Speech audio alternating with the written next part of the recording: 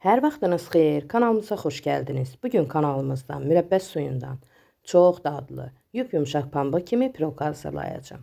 Piroqu hazırlamaq üçün mikserin qabına 6 ədəd otaq temperaturunda olan yumurtanı, 1 stəkan da şəkəri əlavə edib ağarınacan çalıram. Yumurtanın həcmi artıb ağardıqda üzərinə 3 yemək qaşığı duru yağ, 3 yemək qaşığı da isti su əlavə edirəm. Yenidən 2-3 dəqiqə çalıram. Sonda mikseri söndürürəm. Unu kənarda qarışdıracağam.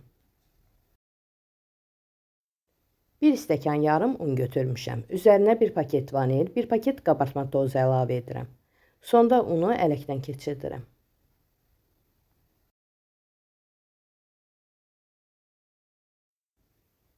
Çırpıcı ilə yaxşıca qarışdırıram. Xəmir sıyıq olarsa 1-2 qaşıq unun miqdarını artırmaq olar. Böyük soba listinin içərisinə bişirmə kağızı yerləşdirmişəm. Hazır xəmiri listə əlavə edib hər tərəfinə yayıram. 180 dərəcəlik sobada üzəri qızaranlarcan bişirirəm. Artıq gördüyünüz kimi piroqun biskviti hazırdır. Bişirmə kağızının üzərindən götürürəm.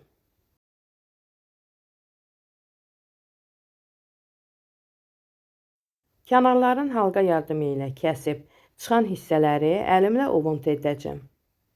İsti biskvitin üzərinə mürəbbə suyu əlavə edirəm. İstənilən mürəbbə suyundan istifadə edə bilərsiniz.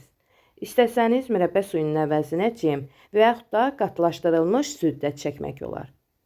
Sonda kənardan çıxan hissələri ovuntu edib üzərinə əlavə etdim.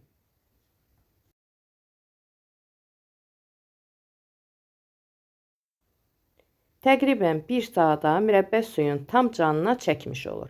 Sonda kəsib sizə göstərəcəm. Görürsünüz, çox gözəl görünüşü var. Dadına söz ola bilməz. Həqiqətən də tort dadında yumuşaq pambıq kimi piroq alındı. Hər kəsə bu üsulu mütləq sınamağı tövsiyə edirəm. Videom sizlər üçün faydalı oldusa izləyərkən bəyənməyi, kanalımıza abunə değilsinizsə abunə olmağı unutmayın.